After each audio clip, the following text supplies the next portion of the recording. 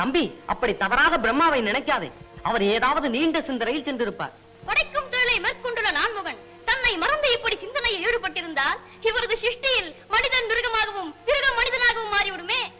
முருகா, நாமோ சிறு பிள்ளைகள், அவர்களோ பெரியவர்கள். சிறியவராயிருந்தாலும் பெரியவராயிருந்தாலும் பணிவுக்கு பதில் பணிவு காட்டாவிட்டால் அதற்கு பாடம் கற்பித்தே ஆக வேண்டும். வேண்டாம் வேண்டாம், விளையாட்டு விபரீதமாகிவிடும். அப்படி ஒன்றும் ஆகாது.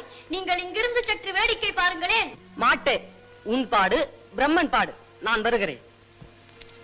பிரம்மதேவரே. என்ன முருகா?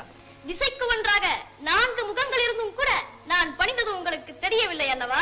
குமரா, நான் கவனிக்கவில்லை. ஓஹோ, கவனிக்கவில்லையா? கவனம் இங்கில்லையா? சரி, உமக்கு தொழில் என்ன? என்ன இது? புரியாதவன் போல் புதிதாக கேட்கிறாய். கேட்ட கேள்விக்கு பதில். என்ன தொழில்? படைக்கும் தொழில். எதை அடிப்படையாக கொண்டு படைக்கும் தொழிலை செய்கிறீர்? வேதத்தை மையமாக கொண்டு அவரவர் செய்த பாவ புண்ணியத்திற்கு ஏற்றவாறு ஜீவராசிகளை படைக்கிறேன். அந்த வேதத்திற்கு விளக்கம் என்ன? ஓம் என்ற சொல்லிலிருந்து உதயமாவது வேதம். அந்த ஓம் என்பதற்கு என்ன பொருள்? அதுதான் பிரணவம். பிரணவத்தை பிரித்து சொல்லும். அகார உகார மகாரங்களின் சேர்க்கை. அந்த அகார உகார மகாரத்திற்கு அர்த்தம் சொல்லும்.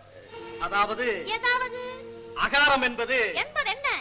வந்து என்ன வந்து? முருகா, உண்மையிலேயே எனக்கு இதற்கு பொருள் தெரியவில்லை. ஆனால் போதும். வேதத்தை மையமாக கொண்டு படைக்கும் தொழிலை மேற்கொண்டுள்ள உமக்கே அதற்கு அர்த்தம் தெரியவில்லை என்றால் இது மாபெரும் வெட்கக்கேடு. நான்முகனே, வாதனிப்படி வேதத்திற்கு நீரே விளக்கம் சொல்லும் வரை உம்மை விடப்போவதும் இல்லை. உமது தலைக்கணம் வேரோடு ஒழிய தக்க தண்டனை கொடுக்காமலும் இருக்க போவதில்லை. பிரம்மதேவரே. சுவாமி, என் தலையில் யாரோ அழுத்தமாக குத்தியது போல் ஒரு பெரும் அதிர்ச்சி. உமா, எனக்கும் அதே நிலைதான். எதனால் அப்படி? உன் இளைய மைந்தன் ஆறுமுகன் இருக்கிறானே, அவன் நான்முகனோடு விளையாடுகிறான். என்ன விளையாட்டது? சற்று பொறு, இன்னும் வேடிக்கை பார்ப்போம். பூதகணங்களே, வேதத்திற்கு பொருள் சொல்ல தெரியாத பிரம்மனை உடனடியாக தனியிடத்தில் அழைத்து வையுங்கள். தம்பி. அண்ணா, நீங்கள் பேசாமல் இருங்கள். முருகா, என்ன விளையாட்டு இது? என்னை அடைத்து வைத்தால் படைக்கும் தொழில் என்ன ஆவது? அதை நான் பார்த்துக் கொள்கிறேன். நீர் சற்று ஓய்வு பெறும். இழுத்துச் செல்லுங்கள் பிரம்மனை. வேண்டாம், நானே போகிறேன்.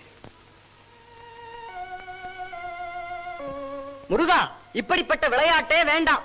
இந்த விவரம் தந்தைக்கு தெரிந்தால் பெரிதும் உன் மீது ஆத்திரப்படுவார்கள். ஒரு காலம் இல்லை.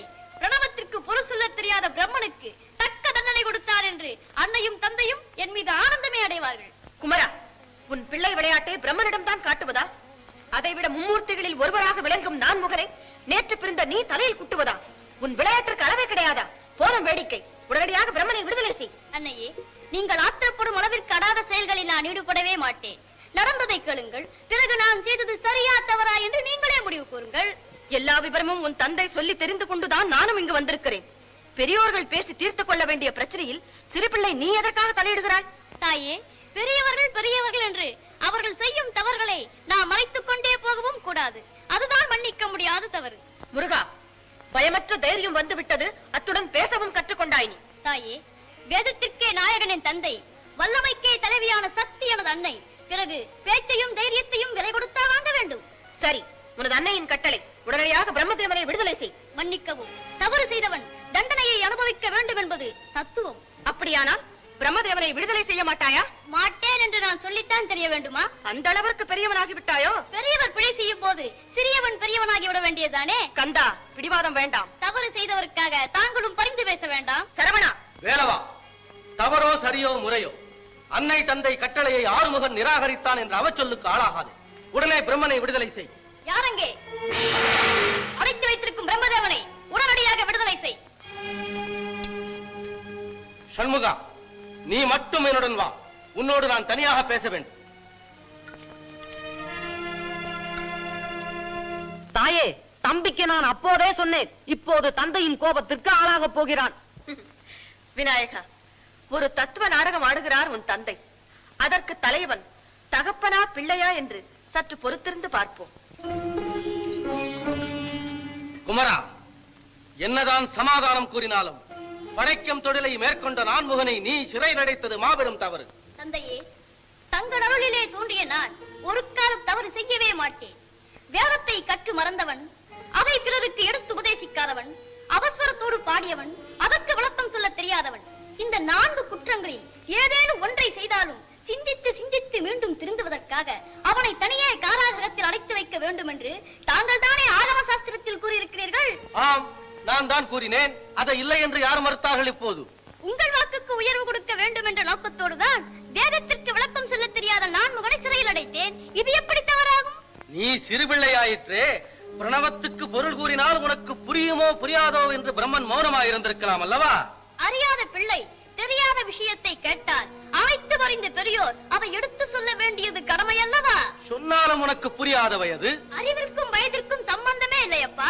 ஓஹோ, நீ அனைத்தும் அறிந்தவனோ? தங்களால் ஆக்கப்பட்ட சாஸ்திரம் வேதம் சகலமும் அறிந்தவன் நான். அப்படியானால் வேதத்திற்கு உன்னால் பொருள் கூற முடியுமா? கேட்பதற்கு நீங்கள் தயாரானால் சொல்வதற்கு எனக்கு தடையில்லை. எங்கே சொல் பார்க்கலாம். வேதத்தை சொல்பவர் ஆசான், கேட்பவன் சீடன் அல்லவா? புதிதாய் கற்றுக்கொள்பவர்களுக்கு நீ கூறும் விளக்கம் பொருந்தும். கற்றிருந்தாலும் கற்றறிந்ததை மீண்டும் பிறரிடம் கேட்க பிரியப்பட்டாலும் எப்படி பார்த்தாலும் வேதத்தை கேட்பவன் சீடன், சொல்பவன் ஆசான். இதை ஒப்புக்கொள்கிறீர்களா?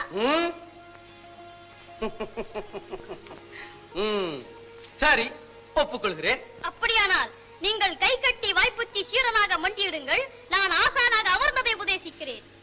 நான் தந்தை, நீ மைந்தனடா, அதை மறந்து விடாதே. அது உறவு முறையில். உன்னை ஆக்கியவனே நான். காரணத்தோடு படைத்தீர்கள். எப்படி பார்த்தாலும் உன்னிலும் உயர்ந்தவன் நான். இல்லை, தங்களை விட உயர்ந்தவன் நான் தான். எப்படி? தந்தையே, நீங்கள் பஞ்சாட்சரன், நான் சடாட்சரன். சிவாய நமவென்று உங்களுக்கு 5 எழுத்து, சரவண பவ என்று எனக்கு 6 எழுத்து. போதுமா? இன்னும் விளக்கம் தேவையா? பொல்லாத பிள்ளை நீ. சரி, வேதத்தை சொல்லு. சீடனே, அமரு.